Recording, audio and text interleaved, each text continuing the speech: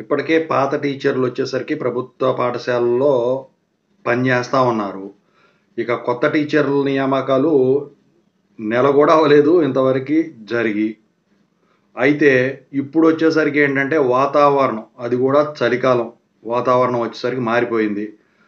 So, ఉందా తుఫాను దగ్గరలోనే ఉందని జెప్పేసి చెప్తా ఉన్నారు. అది గూడా ఇవాళ సాయంత్రం అంటే ఆదివారం 26వ తారీఖు సాయంత్రం వచ్చేసరికి మొదలవుతుంది అని జెప్పేసి చెప్పడం జరిగింది. రేపు 27, ఎల్లుండి 28, ఆ తర్వాత 29. 3 రోజులు, 4 రోజులు ఈ వర్షం అనేది ఉంటుందని జెప్పేసి చెప్తా ఉన్నారు. ఇప్పుడు వచ్చేసరికి మరి ప్రభుత్వ పాఠశాలలన్నిటికి కూడా చాలా వరకు చాలా జిల్లాల్లో వచ్చేసరికి సెలవులు ప్రకటించడం జరిగింది. ఏ జిల్లాలకు సెలవులు ప్రకటించారు? ముందుగా అయితే కృష్ణా, ఎన్టీఆర్ జిల్లాలు 27, 28, 29 3 రోజులు ప్రభుత్వ, ప్రైవేటు పాఠశాలలన్నిటికి కూడా సెలవులు ప్రకటించడం జరిగింది. ప్రజలను సురక్షిత ప్రాంతాలకైతే చేర్చడం జరిగింది. స్కూల్లో ఎవరైనా హాస్టల్స్ ఇలాంటి వాళ్ళు ఉన్నట్టయితే వాళ్ళ సాయంత్రంలోగా ఇళ్ళకి పంపించాలని చెప్పేసి ఆదివారం సాయంత్రానికల్లా విద్యాశాఖ నుంచి కానివ్వండి, ఇప్పుడు కలెక్టర్ గారి నుంచి కానివ్వండి, ఈ ఆదేశాలు అయితే రావడం జరిగింది. ఇంకా విద్యాశాఖ నుంచి అఫీషియల్ ఆర్డర్స్ స్కూల్స్‌కి పంపించాల్సి ఉంది.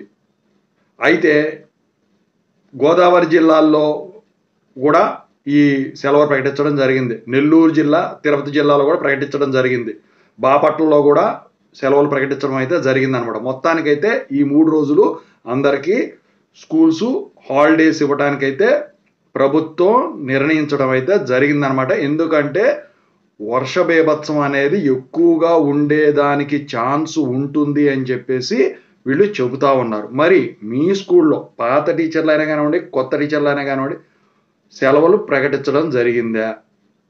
అంటే ఈరోజు ఆదివారం, రేపటి నుంచి 3 రోజులు చూసుకుంటే 4 రోజులు అఫీషియల్‌గా సెలవు వచ్చేదానికి ఉంది. ఇంకోటి ఏంటంటే మరి ఈ 3 రోజులు పని దినాలు వచ్చేసరికి వీళ్ళేమన్నా అడ్జస్ట్‌మెంట్ మళ్ళీ తర్వాత చేస్తారా? రెమెడీ క్లాసెస్ కింద అంటే ఇప్పుడు సెకండ్ సాటర్‌డే లాంటివి, లేకపోతే సండేస్ లాంటివి ఇలాంటివి. సో, అవి తెలియాల్సి ఉంది. సో, మొత్తానికైతే కింద కామెంట్ సెక్షన్‌లో అయితే తెలియజేయండి. Thank you so much.